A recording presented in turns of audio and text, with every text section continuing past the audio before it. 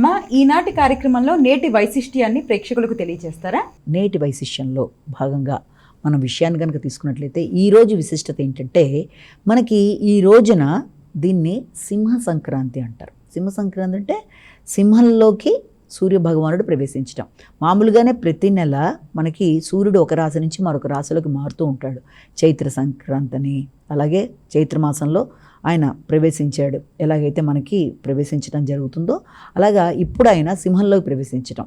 అలాగా చైత్రమాసంలో ఆయన కనుక తీసుకున్నట్లయితే మేషరాశిలోకి సూర్యుడు ప్రవేశించాడు, మేషం తర్వాత వృషం, అలా ఒక్క నెలలోకి ఆయన మార్పు అనేది జరుగుతూ ఉంటుందన్నమాట. అలాగే ఈ రోజున ప్రాముఖ్యతలో ఏంటంటే సూర్యనారాయణ స్వామి అంటే సూర్యుడు మనకి ప్రత్యేకంగా ఆయన ఎక్కడి నుంచి, ఆయన ఆల్రెడీ ఉన్నది ఎక్కడి నుంచి ఆయన తీసుకున్నట్లయితే ఈ యొక్క కర్కాటక రాశిలో ఉండడం జరిగింది. ఇప్పుడు కర్కాటక రాశిలోంచి ఆయన సింహరాశిలోకి ప్రవేశించడం జరిగిందనమాట. కాబట్టి ఈ నెల రోజుల కాలం ఆయన దాదాపుగా ఈ సింహరాశిలో ఉండడం అనేది జరుగుతుంది. కనుక ఈ సింహరాశిలో ప్రవేశించడాన్ని దాన్ని మనం సింహ సంక్రాంతి అంటున్నాం. అంటే అదేంటి, ప్రధానంగా మనకి మెయిన్ సంక్రాంతి అనేది ఉన్నా కూడా ప్రతి నెల సూర్యనారాయణ స్వామి యొక్క మార్పు అనే దాని పరంగా ఏర్పడేదాన్ని సూర్యుడి యొక్క సంక్రమణం అంటాం అనమాట. ఒక రాశి నుంచి మరొక రాశిలోకి దాదాపు 4 రోజుల సమయం పడుతుంది. కాబట్టి ఇది సూర్య సంక్రమణం, సూర్య సంక్రాంతి అంటే దీన్ని మనం సింహ సంక్రాంతిగా చెప్పుకోవడం జరుగుతుంది. కాబట్టి ఈ రోజున నదీ స్నానాలు, పుణ్య కార్యక్రమాలు, దాన ధర్మాలు, పితృ కార్యక్రమాలు ఇవన్నీ కూడా చాలా చక్కటి ఫలితాలు ఇస్తుందని దీన్ని బట్టి మనం అనుకోవచ్చు అనమాట. అంటే ప్రతి కాలం కూడా సంక్రమణ కాలం అనేది చాలా మంచిది, సూర్యనారాయణ స్వామి రాశి మార్పు అనేది. అలాగే ఇప్పుడు 12 రాశుల వారికి కూడా ఈ సూర్యుడి యొక్క రాశి మార్పు వల్ల ఎలాంటి ఫలితాలు ఏర్పడతాయి అనేది మనం క్లుప్తంగా కొంచెంగా చెప్పుకుందాం. ముఖ్యంగా మనం తీసుకున్నట్లయితే మామూలుగానే సూర్యుడు అంటే ఆయనకి చాలా రకాల పేర్లతో ఆయన మనం కొలుస్తాం. ఆదిత్యుడని, తర్వాత పూష అని, తర్వాత రకరకాల పేర్లు, ఒకటని కాదు, అర్కుడని, అనేక రకాల పేర్లతో ఆయన్ని మనం మామూలుగా కొలుస్తూ ఉంటాం. సూర్యుడు ప్రధానంగా ఆరోగ్య ప్రదాత. అంటే ఎవరికైనా సరే ఆరోగ్య సంబంధమైన సమస్యలకు కానీ జాతకరీత్యా సూర్యుడి యొక్క బలం బాగున్న వాళ్ళకి ఆరోగ్యపరంగాను, తర్వాత ఆత్మస్థైర్యం బలంగా ఉంటుంది, తర్వాత గౌరవం, ఆనర్ అనేది, తర్వాత రెస్పెక్ట్ అనేది వీళ్ళకి జనరల్గా సూర్యుడికి సంబంధించిన లక్షణాలు ఎలా ఉంటాయంటే, సూర్యుడు ఎవరికన్నా జాతకరీత్యా బాగున్నప్పుడు తప్పనిసరిగా వాళ్ళకి ఒక ధైర్యం, తర్వాత ఒక లీడర్షిప్ క్వాలిటీస్ లాంటివి, తర్వాత ఒక గౌరవం అనేది, తర్వాత దాంతోపాటుగా ఏదైనా సరే ఒక మంచి పదవుల్లో ఉండడం, తర్వాత తండ్రి సమానులు, పెద్దలు మొదలైన వారందరినీ కూడా ఇది సూచిస్తుంది. ఇలా చాలా రకాలైన వాటికి మనం సూర్యుడి యొక్క ఆధిపత్యంగా చెప్పుకుంటాం. అంతేకాకుండా ఆరోగ్యానికి ప్రధానంగా ఆయన చెప్పుకోవడం జరుగుతుంది. అందుకనే ఆరోగ్యం భాస్కరాదిత్య అంటారు. కాబట్టి సూర్యుడికి ఆరోగ్యానికి సంబంధించి చెప్తారు. అలా కంటికి కూడాను మొదలైన వాటికి సూర్యుడిని మనం గుండె మొదలైన వాటికి సంబంధించిన వాటికి కూడా సూర్యనారాయణ స్వామిని చెప్పుకోవడం జరుగుతుంది. కాబట్టి ఇక్కడ మనం సూర్యుడికి సంబంధించి ఎవరి జాతకంలోనైనా సూర్యుడు జాతకరీత్యా ఉండడం వేరు, గోచారరీత్యా మారినప్పుడు కూడా వచ్చే అప్ అండ్ డౌన్స్కి సంబంధించి జాతకంలో ఎలా ఉంటుంది అన్న విషయాన్ని మనం ఇక్కడ అనుకున్నట్లయితే, మేషరాశి వాళ్ళకి తీసుకునేటప్పటికీ మేషరాశి వారికి సూర్యుడు ఎప్పుడైతే కర్కాటకాన్ని వదిలే సింహంలో ప్రవేశిస్తున్నాడో ఆయన పంచమ స్థానంలో ప్రవేశించడం అనేది జరుగుతుంది. పైగా అక్కడ మనం తీసుకున్నట్లయితే దాంతోపాటు సూర్యుడితో పాటు ఆల్రెడీ అక్కడ కేతువు ఉండడం కూడా జరిగింది. ఇప్పుడు అంటే ఇక్కడ ఈ సూర్యుడి మీద అటు కేతువు ఇటు రాహువు వీటి యొక్క ఇంపాక్ట్లు కూడా ఉంటాయని బట్టి చూసుకున్నట్లయితే మామూలుగా మేషరాశి వాళ్ళకి క్లుప్తంగా చెప్పుకున్నట్లయితే ఈ నెల రోజుల కాలంలో మేషరాశి వారికి వీలైనంత వరకు ఆలోచనలలో కొంత అనీజీనెస్ అంటే కొంత మానసిక గందరగోళం లాంటిది, అలాగే ఈ ఇతరులు ఇబ్బంది పెట్టడానికి ప్రయత్నం చేసిన, అంటే విద్యార్థులకు విద్యాపరమైన విషయంలో డిస్ట్రాక్షన్స్ లాంటివి కానీ, లేకపోతే ఇష్టమైన వ్యక్తులతో కొంత అభిప్రాయ భేదాలు, చికాకులు లాంటివి రావడం కానీ, అలాంటి వాటికి అవకాశం ఉన్నప్పటికీ పెద్ద స్థాయిలో దానికి సంబంధించినంత చికాకులు అయితే కలిగే అవకాశాలు అనేవి ఉండవు. ఎందుకు అంటే అది స్వయంగా ఈయనకి స్వక్షేత్రమే కాబట్టి జనరల్గా సూర్యుడికి స్వక్షేత్రం కనుక అంత ఇబ్బంది పెట్టే పరిస్థితులు అయితే ఉండవు. కానీ వీలైనంతవరకు ఈ యొక్క సంబంధ బాంధవ్యాల్లో సంతానంతో కానీ, ఇష్టపడిన వ్యక్తులతో కానీ వీలైనంత జాగ్రత్తలు తీసుకుంటూ, అంటే అభిప్రాయ భేదాలు రాకుండా ఆచితూచి వ్యవహరిస్తూ ముందుకు వెళ్ళినట్లయితే సమస్యలను అధిగమించడం అనేది సులభంగా ఉంటుందని మనం ఇక్కడ గమనించుకోవాలి. అలాగే ఇక్కడ వృషభ రాశి వాళ్ళ విషయం తీసుకునేటప్పటికీ వృషభ రాశి వాళ్ళకి ఈ సూర్యుడు వచ్చేసి ఈ యొక్క సింహరాశిలో ప్రవేశించడం అనేది చతుర్థ స్థానంలో జరగడం అనేది జరుగుతుంది. అదైన స్వక్షేత్రమే కనుక మొదటిగా దాని విషయంలో అంతగా గందరగోళం పడకపోయినా ఎక్కువ స్థాయిలో దృష్టి కేటాయించవలసిన విషయం ఏంటంటే మానసిక ప్రశాంతతకు సంబంధించి, సౌఖ్యాలకు సంబంధించి, గృహానికి సంబంధించి సంబంధించి, తల్లి యొక్క ఆరోగ్యం, తల్లికి సంబంధించి మొదలైన విషయాల మీద కొంత దృష్టిని కేటాయించవలసిన పరిస్థితులు లాంటివి ఉంటాయి. అంటే పెద్ద స్థాయిలో ఇబ్బందులు కలగకపోయినా మొత్తానికైతే మాత్రం వాటికి సంబంధించిన విషయాల్లో దృష్టి కేటాయించడం అనేది ఒకటి ఉంటుంది. విద్యాపరమైన అంశాల మీద, తర్వాత కొత్త విషయాలు నేర్చుకునే విషయాల మీద ఉంటుంది.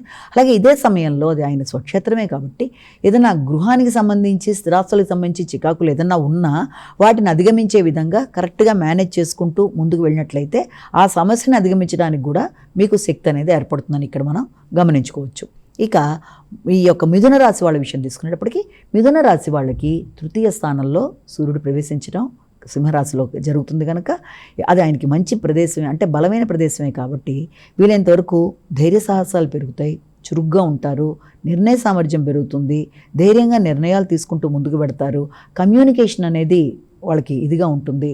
అలాగే ఆలోచనలో స్థిరత్వం, అనుకున్న పనులు అనుకున్న సమయంలో ఎఫర్ట్స్ ఉపయోగించి సాధించడానికి చేసే ప్రయత్నాలు మొదలైనవన్నీ ఉన్నప్పటికీ కూడా ఇక్కడ జాగ్రత్త పడవలసిన విషయం ఏంటంటే ఇటు పక్కన రాహుకేతువుల యొక్క ఇన్ఫ్లుయెన్స్ కూడా దీంతో ఉంటుంది కనుక ఈ యొక్క సూర్యుడితో కలిసి ఉన్నప్పుడు ఈ యొక్క కేతువు వీటి విషయంలో తీసుకోవాల్సింది అంటే కమ్యూనికేషన్ విషయంలో కానీ, లేకపోతే సిబ్లింగ్స్ అంటే మీ యొక్క తోబుట్టువులతో కానీ ఏదన్నా రిలేషన్స్, నిర్ణయాలు వీటి విషయంలో ఫాస్ట్గా వెళ్లకుండా అభిప్రాయ భేదాలు ఏదైనా ఉన్నా దాన్ని అధిగమిస్తూ చక్కగా మంచిగా చర్చించుకుంటూ ముందుకు వెళ్ళడానికి ప్రయత్నం అనేది చేయడం బట్టి అది అనుకూలమైన ఫలితాలు ఇవ్వడానికి ఆస్కారం ఉంటుంది.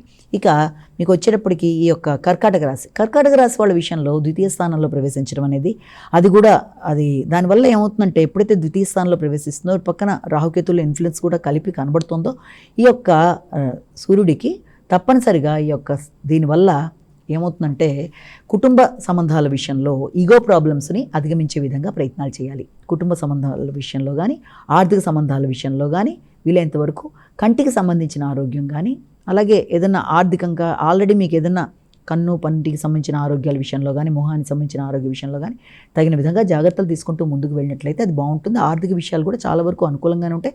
పెద్ద స్థాయిలో ఇబ్బంది పెట్టే అవకాశాలు అయితే కనబడే ఇదైతే లేదు. ఇక సింహరాశి వాళ్ళ విషయం తీసుకున్నప్పుడు సింహరాశి వాళ్ళకి జన్మంలోనే ప్రవేశించడం, అలాగే దాంతోపాటుగా ఎప్పుడైతే జన్మంలో ప్రవేశించడం జరుగుతుందో వ్యక్తులతో ఈగో ప్రాబ్లమ్స్ రాకుండా పై ఉన్నతాధికారులతో కానీ ఎవరితో అయినా సరే ఏదైనా పని సాధించుకున్నప్పుడు వీళ్ళంత తగిన జాగ్రత్తలు తీసుకుంటూ ముందుకు వెళ్ళినట్లయితే పనులు సమయానికి చేసుకుంటే సిస్టమేటిక్గా ఉంటుంది, డిసిప్లిన్ ఓరియంటెడ్గా ఉంటూ పనులు సాధించుకుంటూ ముందుకు వెళ్ళడానికి చేసే ప్రయత్నాలు చాలా వరకు అనుకూలంగా ఉండే అవకాశం అనేది మనం ఇక్కడ గమనించుకోవచ్చు. అలాగే ఈ యొక్క రిలేషన్స్ విషయంలో కూడా అంటే సోషల్ రిలేషన్స్లోనూ, వ్యాపార వ్యవహారాల్లోనూ తగిన విధంగా జాగ్రత్తలు తీసుకుంటూ డిసిప్లిన్ ఓరియంటెడ్గా ముందుకు పెడితే సమస్యలను అధిగమించగలుగుతారు. ఈ కన్యారాశి వాళ్ళ విషయం తీసుకునేటప్పటికీ కన్యారాశి వాళ్ళకి ఎప్పుడైతే అది సూర్యుడు వ్యయ స్థానంలో ప్రవేశించడం జరిగిందో ఇది కొంత ఖర్చుల విషయం కావచ్చు, లేకపోతే ఏదన్నా ముఖ్యమైన కార్యక్రమాల విషయంలో కావచ్చు, ఆకస్మికమైన ఖర్చులు అధికంగా ఉంటాయి. ప్రయాణాలు అనేవి ఆకస్మికమైన ప్రయాణాలు, అనుకోని ఖర్చులు, దానివల్ల కొంత గందరగోళమైన పరిస్థితులు లాంటివి ఉన్నప్పటికీ కూడా వీలైనంతవరకు కంటి ఆరోగ్య విషయంలోనూ, ప్రయాణాల విషయంలోనూ, ఖర్చుల విషయంలోనూ ఆచితూచి జాగ్రత్తలు పడుతూ అనవసరమైన ఖర్చులను నియంత్రించుకుంటూ సరైన ప్రణాళికతో ముందుకెడితే సమస్యలను అధిగమించడం అనేది మీకు అనుకూలంగా ఉంటుంది. ఇక ఈ యొక్క తులారాశి వాళ్ళ విషయం తీసుకుంటే తులారాశి వాళ్ళకి లాభస్థానంలోనే ప్రవేశించడం వల్ల లాభపరమైన విషయాలు ఏదైనా సరే సంఘంలో గుర్తింపు, గౌరవం, ఖ్యాతి అన్నీ కూడా చాలా వరకు అనుకూలంగా ఉంటాయి. ఆగుతూ వచ్చిన పనులు ముందుకెడితే వ్యక్తుల సహకారం బాగుంటుంది. ఎదురు చూస్తున్న విషయాల్లో ఆర్థిక సంబంధమైన విషయాలు చాలా వరకు అనుకూలంగా ఉంటాయి. మీ యొక్క గుర్తింపు, గౌరవం పెరుగుతుంది. అన్ని విషయాల్లోనూ వ్యక్తుల సహకారం ఒకటి బాగుంటుంది. ఉన్నత స్థాయి వ్యక్తుల సహకారంతో అనుకున్న పనులు సాధించడానికి అవకాశం ఉంటుంది. ఇక వృశ్చిక రాశి వాళ్ళ విషయం తీసుకున్నప్పుడు వృశ్చిక రాశి వాళ్ళకి ఎప్పుడైతే దశమస్థాన ప్రవేశమో మళ్ళీ రాహుకేతుల ఇన్ఫ్లుయెన్స్ కూడా ఉంటుంది అక్కడ. ఎప్పుడైతే ఉండడం జరుగుతుందో ఈ ఇన్ఫ్లుయెన్స్తో తప్పనిసరిగా వీళ్ళకి ఏంటంటే వృత్తిపరమైన విషయాల్లో చాలా ఉత్సాహం పెరుగుతుంది, అనుకున్న పనులు సాధిస్తారు, ఉన్నతాధికారులతో అనుకూలమైన పరిస్థితులు ఏర్పడతాయి. ఆగుతూ వచ్చిన పనులని చక్కగా నియంత్రించుకోకుండా ముందుకు చేసుకుంటూ వెళ్ళిపోవడానికి ప్రయత్నాలు చేస్తారు. అయినప్పటికీ మీ యొక్క ప్రెస్టేజ్ విషయంలో వీళ్ళైతే జాగ్రత్తలు తీసుకోవాలి. ఇటు పక్కన మీ యొక్క వృత్తి, ఇటు పక్కన గృహం రెండింటిని మేనేజ్ చేసుకుంటూ ముందుకు వెళ్ళాలి. అలాగే వ్యక్తులతో చాలా జాగ్రత్తగా మేనేజ్ చేసుకుంటూ అనుకున్న పనులు సాధించడానికి ప్రయత్నాలు చేయాలి.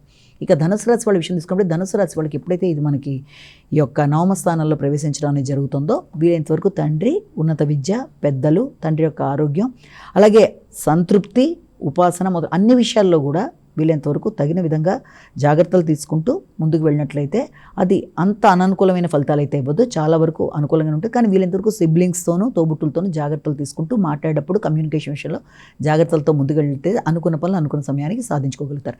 ఇక మీకు వచ్చేటప్పటికి ఈ యొక్క మకర రాశి వాళ్ళ విషయం తీసుకున్నప్పటికీ మకర రాశి వాళ్ళకి ఎప్పుడైతే అష్టమ స్థానంలో ప్రవేశిస్తుందో ఈ విషయంలో ఆరోగ్య విషయంలో తగిన జాగ్రత్తలు తీసుకోవాలి. నిర్లక్ష్యం అనేది పనికిరాదు.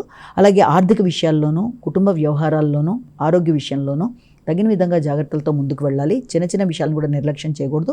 పెట్టుబడులు పెట్టేప్పుడు చాలా తగిన విధంగా జాగ్రత్తలు చూసుకుంటూ ముందుకు వెళ్ళాలి. ఇక కుంభరాశి వాళ్ళ విషయం తీసుకుంటే కుంభరాశి వాళ్ళకి ఎప్పుడైతే సప్తమ స్థానంలో ప్రవేశించడం జరుగుతుందో, రాహుకేతుల యొక్క ఇన్ఫ్లుయెన్స్ కూడా దాని మీద ఉండడం అనేది ఎప్పుడైతే జరుగుతుందో, తప్పనిసరిగా సాంఘిక సంబంధాల విషయంలో కానీ, లేకపోతే మీ యొక్క వాయిస్ అని కూడా మీరు నియంత్రించుకోవాలి. ఏదైనా మాట్లాడేటప్పుడు కూడా ఇతరులకు అది దర్పంగా కనబడే అవకాశం ఉంది కనుక మాట్లాడేటప్పుడు తగిన విధంగా జాగ్రత్తలు తీసుకుంటూ ముందుకు వెళ్ళాలి.